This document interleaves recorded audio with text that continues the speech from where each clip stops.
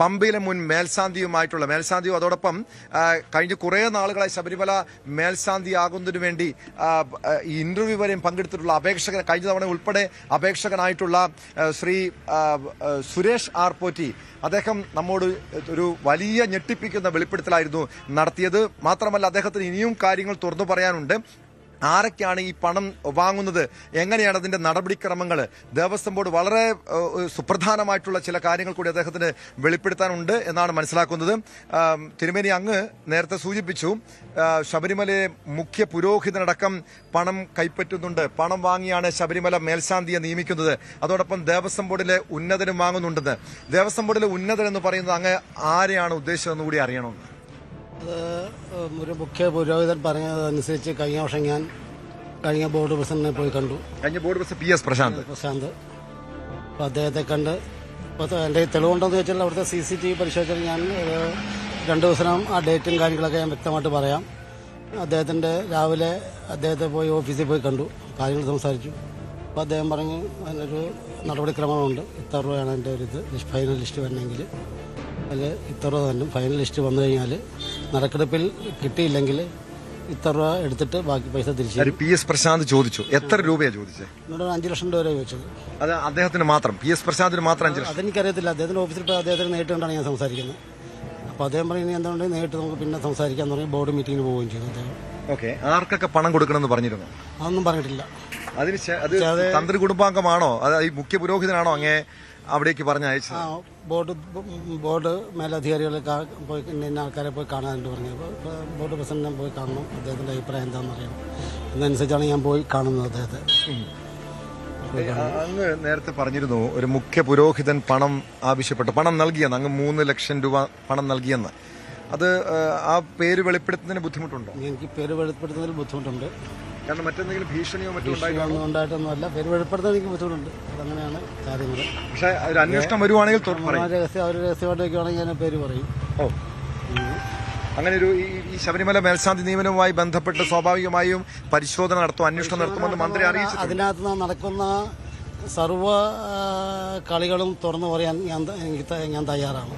Interview അല്ല, എത്ര വർഷമായി അങ്ങ് ഈ മേൽശാന്തി നിയമനത്തിന് അപേക്ഷിച്ചിട്ടുണ്ട്? ഞാൻ 2008 മുതൽ അപേക്ഷിക്കുന്നു.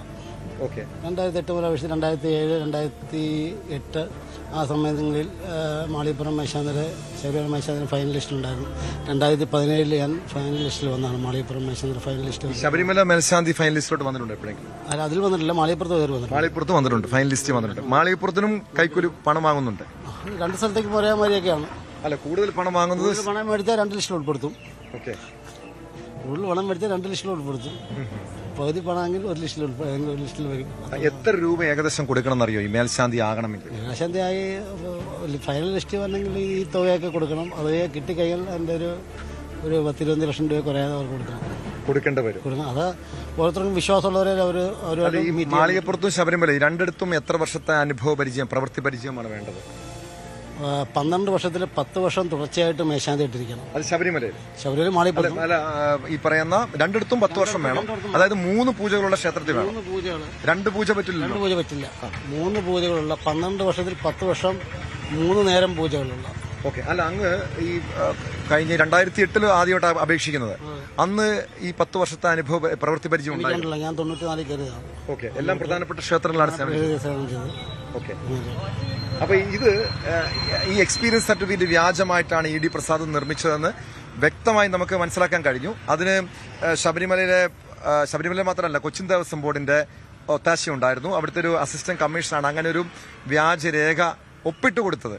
അതൊക്കെ നടക്കുന്നുണ്ടല്ലേ? അതൊക്കെ നടന്നാലും അത് തിരുവിതാംകൂർ ദേവസ്വം ബോർഡിൽ ആപ്ലിക്കേഷൻ കൊടുത്തു കഴിയുമ്പോഴത്തേക്കും ഈ സർട്ടിഫിക്കറ്റിനെ കുറിച്ച് വിജിലൻസ് എൻക്വയറി ഉണ്ട്. ആ എൻക്വയറി ക്രിമിനൽ കേസിൽ പ്രതിയാണോന്ന് വരെ തിരക്കിയിട്ട് അവർ ഇന്റർവ്യൂ ലിസ്റ്റിൽ ഉൾപ്പെടുത്തുള്ളൂ. അത് വിജിലൻസിന്റെ ഭാഗത്തു നിന്ന് പാളിച്ചകളായിരിക്കാം. അല്ല, അങ്ങനെ ഒരു പാളിച്ച, കാരണം ഞാനിപ്പോൾ മനസ്സിലാക്കിയതനുസരിച്ച് ED പ്രസാദിന്റെ ആ അപേക്ഷ 2 തവണ തള്ളിക്കളഞ്ഞിരുന്നു. അതിനുശേഷം 3-ാം തവണ അദ്ദേഹം അപ്പീൽ നൽകിയാണ് ഏറ്റവും അവസാനം ഈ ഇന്റർവ്യൂ ആ പട്ടികയിലേക്ക് കടന്നു വന്നത്. അങ്ങനെയെങ്കിൽ ഈ 2 തവണയും തള്ളിക്കളഞ്ഞ വിജിലൻസ് എന്തുകൊണ്ട് അത് 3-ാം തവണ അപ്പീൽ നൽകിയപ്പോൾ അത് പരിശോധിച്ചില്ല? പല റെക്കമെൻഡേഷൻ കാര്യങ്ങളും കാണുമായിരിക്കും. അതുകൊണ്ടായിരിക്കും വീണ്ടും അപ്പീൽ പരിഗണിച്ച് ഇദ്ദേഹത്തെ ഇന്റർവ്യൂ അത് പണം മാത്രം പോരെ, റെക്കമെൻഡേഷൻ റെക്കമെൻഡേഷൻ അത് പാർട്ടി റെക്കമെൻഡേഷൻ ആണ്. പാർട്ടി റെക്കമെൻഡേഷൻ ആയിരിക്കുകയല്ല, വെച്ചാൽ ബോർഡാണ് തീരുമാനിക്കേണ്ടത്, ഫൈനൽ തീരുമാനം. ഓക്കെ, ഇത് അപ്പീൽ പരിഗണിക്കുന്ന ബോർഡാണ്.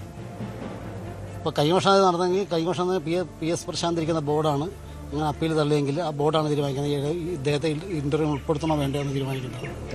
മനസ്സിലായി? അപ്പം അതിന് മുമ്പത്തെ വർഷം ഓരോ വർഷങ്ങളിലും ഈ അപേക്ഷ തള്ളിയാൽ അപ്പീൽ പരിഗണിക്കുന്ന ബോർഡാണ്, ഫൈനൽ അതോറിറ്റി ബോർഡാണ്. ആ ബോർഡ് തീരുമാനിക്കണം ഇദ്ദേഹത്തെ ഇന്റർവ്യൂ ഉൾപ്പെടുത്താൻ തീരുമാനിച്ചാൽ അത്രേ ഉള്ളൂ. സ്വാഭാവികമായിട്ടും വിജിലൻസ് അത് പരിശോധിക്കണമല്ലോ. വിജിലൻസ് ഈശ്വരൻ നമ്പൂതിരി, വിജിലൻസ് ഓഫീസർ ഈശ്വരൻ നമ്പൂതിരിയുടെ ഒപ്പോടുകൂടിയാണ് അദ്ദേഹമാണ് അന്വേഷിച്ചത്. അതായത് ഇ.ഡി. പ്രസാദിന്റെ അപേക്ഷകൾ പൂർണ്ണമായും പരിശോധിച്ച് നമുക്ക് കിട്ടിയ റിപ്പോർട്ടിൽ അത് കൃത്യമായി കണ്ടിരുന്നു. അതൊക്കെ എഴുതി ഒപ്പിട്ടിട്ടുണ്ട്. ഇത് 3 വർഷവും തുടർച്ചയായി 10 വർഷം തുടർച്ചയായി 3 പൂജകളുള്ള ക്ഷേത്രത്തിൽ അനുഭവ പരിചയമുള്ള, പ്രവൃത്തി പരിചയമുള്ള വ്യക്തിയാണ് ഇ.ഡി. പ്രസാദ് എന്ന്. പക്ഷെ ഈ ചോറ്റാനിക്കരയും മാത്രമല്ല, ചോറ്റാനിക്കര കീഴ്ക്കാവിൽ 2 പൂജകളുണ്ട് അല്ലേ, 3 പൂജയില്ല. മാത്രമല്ല ആറേശ്വര ക്ഷേത്രം, അവസാനമായി അദ്ദേഹം പ്രവർത്തിച്ച ആറേശ്വര ക്ഷേത്രത്തിലും 2 പൂജ മാത്രമേ ഉള്ളൂ. അദ്ദേഹത്തെ അവിടുത്തെ ദേവസ്വം ഉദ്യോഗസ്ഥർ തന്നെ നമ്മോട് വ്യക്തമാക്കിയ കാര്യമാണ്. ഇത് വലിയൊരു തീവെട്ടിക്കൊള്ള ഇതിന്റെ മറവിൽ നടക്കുന്നുണ്ടല്ലോ. തീവെട്ടിക്കൊള്ള നടക്കുന്നുണ്ട്. അത് ഇപ്പോഴും ഇപ്പോഴത്തെ ബോർഡ് എങ്ങനെയാണെന്ന് എനിക്കറിയത്തില്ല. ഈ കഴിഞ്ഞ ഒരു 5 വർഷത്തെ മേശാന്തി മാളിപ്പുറം ശബരിമല മേശാന്തിമാരുടെ ഫൈനൽ ലിസ്റ്റ് എടുത്ത് നോക്കിയാൽ മുൻ വർഷങ്ങളിൽ വന്നിരിക്കുന്നവർ തന്നെയാണ് അതിനകത്ത് വീണ്ടും വന്നിരിക്കുന്നത്. അല്ലാതെ പുറത്തുനിന്ന് ആരും കയറി വരുന്നില്ല. അവർക്ക് അന്യായ റെക്കമെൻഡേഷൻ ഉള്ളവരാണ്. അങ്ങനെയുള്ളവർക്ക് ഈ സ്ഥാനത്ത് വരാനുള്ള ഇതുള്ളൂ. പണം ഇല്ലാത്തവര് ഈ സ്ഥാനത്തേക്ക് എത്താൻ, റെക്കമെൻഡേഷനും പണവും ഇല്ലാത്തവർ ഇതിനകത്ത് ഔട്ടായി പോകും. അവർക്ക് മാർക്ക് കുറച്ചിടും. മാർക്ക് കുറച്ചിട്ടാൽ നമുക്ക് ഹൈക്കോടതി പോയാൽ പോലും രക്ഷയില്ല. എൻ്റെ ഒരു കാര്യം ഞാൻ ഇപ്പോൾ കറക്റ്റായിട്ട് പറയുകയാണെങ്കിൽ ഇപ്പോൾ ഇത് ഈ ചാനലിൽ വരുന്ന എൻ്റെ സംസാരം ഹൈക്കോടതി ശ്രദ്ധിക്കുന്നുണ്ടെങ്കിൽ കഴിഞ്ഞ വർഷത്തെ അതിന് മുൻ വർഷത്തെയും ഇന്റർവ്യൂവിൻ്റെ ദൃശ്യങ്ങൾ എടുത്ത് നോക്കിയോ. എന്നോട് ചോദിച്ച ചോദ്യങ്ങൾക്കൊക്കെ ഞാൻ ഉത്തരം പറഞ്ഞിട്ടുണ്ട്. പിന്നെ എൻ്റെ കുറവ് എന്താണെന്ന് ബോർഡാ പറയേണ്ടത്. മാർക്ക് അറിയാൻ പറ്റുമോ നിങ്ങൾക്ക്? മാർക്ക് അറിയാൻ ഞാൻ വിവരാശപ്രകാരം ചോദിച്ചിട്ട് മാർക്ക് ലിസ്റ്റ് ഹൈക്കോടതിയുടെ കസ്റ്റഡിയിലാണെന്ന് എനിക്ക് മറുപടി കിട്ടി. പക്ഷേ അങ്ങനെ കമ്മീഷണർക്ക് അങ്ങനെ പറഞ്ഞു ഒഴിയാൻ പറ്റിയല്ല. മറ്റേ ഇതിനകത്ത് ഈ ശബരിമല മാളികപ്പുറം മേശാന്തിൻ്റെ വിജ്ഞാപനത്തിൽ പ്രത്യേകം പറയുന്നുണ്ട് മാർക്ക് ലിസ്റ്റിൻ്റെ പൂർണ്ണ അധികാരി കമ്മീഷനാണ്. ആ മാർക്ക് ലിസ്റ്റിൻ്റെ സൂക്ഷിപ്പുകാരൻ കമ്മീഷനാണ്. പിന്നെ എങ്ങനെ ഹൈക്കോടതി വരുന്നത്? എനിക്ക് കിട്ടിയ മറുപടി അങ്ങനെ അമ്പനാൻ മേളിലേക്ക് പോയില്ല. Devaswom board commissioner. Devaswom board കമ്മീഷണറാണ്. മാർക്ക് ലിസ്റ്റിന് ദേവസ്വം ബോർഡ് കമ്മീഷണർ അതിന്റെ റിപ്പോർട്ടിന് ആ മാർക്ക് ലിസ്റ്റും ദേവസ്വം ബോർഡ് കമ്മീഷണർ റിപ്പോർട്ടും കൂടിയാണ് ഹൈക്കോടതി കൊടുക്കുന്നത്. അപ്പം മാർക്ക് ലിസ്റ്റിന്റെ കോപ്പി ദേവസ്വം ബോർഡിൽ കാണണം. അങ്ങനെയാണെങ്കിൽ ഇത് കഴിഞ്ഞ തവണ മാത്രമല്ല എല്ലാ വർഷവും ഈ രീതിയിൽ തിരിമറി നടക്കുന്നുണ്ട്. അതിനാണ് ഞാൻ പറയുന്നത് ഇത് മൊത്തം എഴുത്ത് പരീക്ഷയാക്കണം. സംസ്കൃതത്തിലും മറ്റുള്ള വിഷയങ്ങൾ എഴുത്ത് പരീക്ഷയാക്കിയിട്ട് അതിനകത്ത് 90% കൂടുതലുള്ളവരുടെ മാർക്ക് ഹൈക്കോടതിക്ക് കൈമാറിയിട്ട് അവരെ അഭിമുഖത്തിന് ക്ഷണിക്കണം. അല്ല, ഇപ്പോൾ ദേവസ്വം ബോർഡ് പ്രസിഡന്റ് ഇന്നലെ വ്യക്തമാക്കിയത് ഇപ്പം ഞങ്ങൾ ന്യൂസ് 18 പുറത്തു കൊണ്ടുവന്ന വാർത്ത നിമിത്തമാണ്. കാരണം ഇനിയൊരു ഈ നടപടികളിൽ മേൽശാന്തി നിയമനത്തിലടക്കം കൃത്യമായൊരു സൂക്ഷ്മ പരിശോധന നടത്തിയ ശേഷം മാത്രമേ മേൽശാന്തിയെ നിയമിക്കുകയുള്ളൂ എന്ന്. അങ്ങനെ ഒരു മാറ്റം ഉണ്ടാകുമെന്ന് തിരുമേനി പ്രതീക്ഷിക്കില്ല? എനിക്കൊട്ടും പ്രതീക്ഷയില്ല. മാറ്റം ഉണ്ടാവണമെങ്കിൽ ഇത് ആദ്യം ഫസ്റ്റ് എഴുത്ത് പരീക്ഷയാക്കണം. ഈ സംഭവം സംസ്കൃതത്തിൽ നടപടിക്രമങ്ങൾ മാറണം. ഇത് ആദ്യമേ എഴുത്ത് പരീക്ഷയാക്കണം. ഇപ്പോൾ റിക്രൂട്ട്മെന്റ് ബോർഡ് നടത്തുന്ന മാതിരി ഈ ശബരിമല മേശാന്തിമാരുടെ അപേക്ഷ വിളിച്ചിട്ട് അപേക്ഷകരിൽ നിന്ന് എല്ലാവർക്കും സംസ്കൃതത്തിലും മറ്റുള്ള കാര്യങ്ങളിലും എഴുത്ത് പരീക്ഷയാക്കണം. സംസ്കൃതത്തിൽ ഒരു ചോദ്യങ്ങൾ വന്നാൽ അത് സംസ്കൃതത്തിൽ തന്നെ ഉത്തരം എഴുതാനുള്ള സംവിധാനം വേണം. എങ്കിൽ മാത്രമേ അതിൻ്റെ യോഗ്യത അറിയാൻ പറ്റുള്ളൂ. ഇത് എന്തെങ്കിലും നിസ്സാര കാര്യം ചോദിച്ചാൽ നമ്മൾ സംസ്കൃതം മറ്റുള്ളവർ അറിയാൻ പറ്റിയല്ല. നിസ്സാര അപ്പോൾ അതൊരു വെറും പ്രഹസനം മാത്രമേ. ഇത് എഴുത്ത് പരീക്ഷ ഉണ്ടെങ്കിൽ സംസ്കൃതത്തിൽ ചോദ്യം ചോദിച്ചാൽ സംസ്കൃതത്തിൽ തന്നെ എഴുതാൻ പറ്റുള്ളൂ. മലയാളത്തിൽ എഴുതാൻ പറ്റുമല്ലോ. മലയാളത്തിലുള്ള പൂജാ കാര്യങ്ങൾ മലയാളത്തിൽ ചോദിക്കുക, സംസ്കൃതത്തിലുള്ള ഒരു 10-20 ചോദ്യങ്ങൾ വേറെ ചോദിക്കുക, അത് സംസ്കൃതത്തിൽ തന്നെ എഴുതണമെന്ന് പറയുക. അപ്പോൾ ഈ 50 പേരോ 60 പേരോ ഒന്നും അപേക്ഷിക്കുകയില്ല. നിസ്സാര 10 പേർക്കുള്ള 5 പേർക്കുള്ള അപേക്ഷകൾ വരികയില്ല. യോഗ്യതയുള്ളവർ മാത്രമേ വരുള്ളൂ. ആ രീതിയിലാക്കിയെടുക്കണം. അല്ല ഇങ്ങനെ ഒരു എൻക്വയറിയുടെ പുറത്ത് സുതാര്യമാക്കുന്നതുകൊണ്ട് കാര്യമല്ല. ഈ നടപടിക്രമം മൊത്തം പൊളിച്ചെഴുതണം. എങ്കിൽ മാത്രമേ ഇത് നേരിട്ട് പോവുള്ളൂ. അതാണ് കാരണം. ഈ ഒരു നടപടിക്രമം ഇത് സുതാര്യമാകണമെങ്കിൽ, ശബരിമല മേൽശാന്തി നിയമനം സുതാര്യമാകണമെങ്കിൽ ഇതിലെ നടപടിക്രമങ്ങൾ മാറണം. അതായത് എഴുത്തു പരീക്ഷ വേണം, നിലവിലുള്ള അപേക്ഷ, അതിനുശേഷം നേരെ സൂക്ഷ്മ പരിശോധന, പിന്നീട് ഇന്റർവ്യൂ, അതിനുശേഷം അവസാനത്തെ നറുക്കെടുപ്പ്. ഇത്തരം നടപടിക്രമങ്ങൾ മാത്രമേ ഉള്ളൂ എന്നാണ് മുൻ അപേക്ഷകനായിട്ടുള്ള ശബരിമല കീഴ്ശാന്തിയായിരുന്ന ശ്രീ സുരേഷ് ആർ പോറ്റി ന്യൂസ് 18 തുറന്നു പറഞ്ഞിരിക്കും. മറ്റൊരു ഞെട്ടിപ്പിക്കുന്ന വെളിപ്പെടുത്തൽ ഇതാണ്. ഹരികൃഷ്ണൻ, PS പ്രശാന്ത്, മുൻ Devaswom board president PS Prasanth 5 lakh രൂപ കൈക്കൂലി ആവശ്യപ്പെട്ടു, പണം ആവശ്യപ്പെട്ടു എന്ന ഞെട്ടിപ്പിക്കുന്ന വെളിപ്പെടുത്തൽ കൂടിയുണ്ട്. ശബരിമലയിലെ മുഖ്യ പുരോഹിതൻ പണം ആവശ്യപ്പെട്ടു അല്ല, പണം വാങ്ങി, 3 ലക്ഷം രൂപ പണം വാങ്ങി എന്നാണ് ശ്രീ സുരേഷ് ആർ പോറ്റി ന്യൂസ് 18 തുറന്നു പറഞ്ഞിരിക്കുന്നത്. അദ്ദേഹത്തിന്റെ ഈ വെളിപ്പെടുത്തൽ വിശദമായി തന്നെ പരിശോധിക്കേണ്ടതാണ്. ഉന്നതതലത്തിൽ അന്വേഷണം വേണം, വിജിലൻസ് അന്വേഷിക്കണം. മാത്രമല്ല, ഈ ശബരിമല സ്വർണ്ണക്കൊള്ളയുമായി ബന്ധപ്പെട്ട് SITക്ക് മൊഴി നൽകിയിട്ടുള്ള വ്യക്തി കൂടിയാണ് ശബരിമലയിലെ മുൻ കീഴ്ശാന്തിയായ ശ്രീ സുരേഷ് ആർ പോറ്റി. അദ്ദേഹം ഈ ശബരിമലയിൽ നടന്നിട്ടുള്ള പല കൊള്ളകളും, സ്വർണ്ണക്കൊള്ളയടക്കമുള്ള പല കൊള്ളകളെക്കുറിച്ചും ഉള്ള വിവരങ്ങൾ SITയോട് തുറന്നു പറഞ്ഞിരുന്നു. ഏറെ ഗൗരവത്തോടു കൂടി കാണേണ്ട വിഷയമാണ്.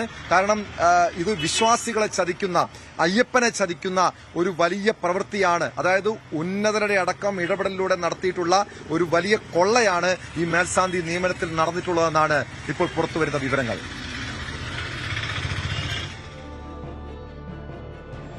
CD പ്രസാദിന്റെ ഇതുമായി ബന്ധപ്പെട്ട് നമ്മൾ വാർത്ത മെഗാ ഇമ്പാക്ട് നടത്തുമ്പോഴേക്കും കൂടുതൽ വെളിപ്പെടുത്തലുകൾ നീക്കുന്നു. ദേവസ്വം ബോർഡ് പ്രസിഡന്റായ PS പ്രശാന്തിന്റെ പേരിൽ വരെ 5 ലക്ഷം രൂപ കൈക്കൂലി ആവശ്യപ്പെടുന്നു എന്നുള്ളതാണ് ഇപ്പോൾ മുൻ കീഴ്ശാന്തി കൂടിയായ സുരേഷ് ആർ പോറ്റിയുടെ വെളിപ്പെടുത്തലിലൂടെ വരുന്നത്.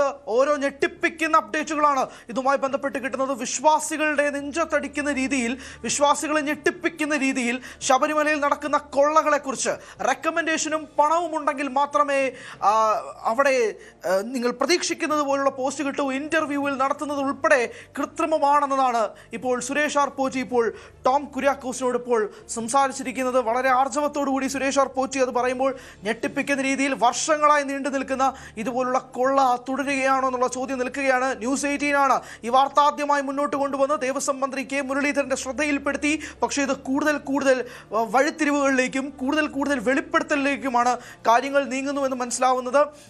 പരിചയ സമ്പത്ത് മാത്രം പോരാ, പണവും റെക്കമെൻഡേഷനും ഉണ്ടെങ്കിൽ മാത്രമേ ലഭിക്കുകയുള്ളൂ എന്നുള്ളതാണ്. മേൽശാന്തി നിയമനത്തിലാണ് ഈ ഒരു വലിയ തട്ടിപ്പ് നടക്കുന്നതുമായി ബന്ധപ്പെട്ടുള്ള വാർത്ത ന്യൂസ് 18 പുറത്തുവിടുന്നത്. ഒരു വലിയ ഇമ്പാക്റ്റ് ആയിട്ട് കഴിഞ്ഞ ദിവസം പുറത്തുവിട്ട വാർത്ത, പക്ഷേ ഓരോ തവണയും വെളിപ്പെടുത്തലുകൾ കൂടുന്നൊരു പശ്ചാത്തലത്തിലേക്ക് നിൽക്കുന്നു. ടോം കുര്യാക്കോസ് ആണ് വിശദാംശങ്ങൾ നൽകിയത്. വരും മണിക്കൂറുകളിലും കൂടുതൽ വെളിപ്പെടുത്തലുകൾ ഉണ്ടാകുമെന്ന കാര്യത്തിൽ തർക്കമൊന്നുമില്ല. നമ്മൾ മറ്റു വാർത്തകളിലേക്കും കൂടി പോകുന്നു. അത് കൂടുതൽ വാർത്തകൾക്ക് news 18 Keralam YouTube channel subscribe ചെയ്യുക.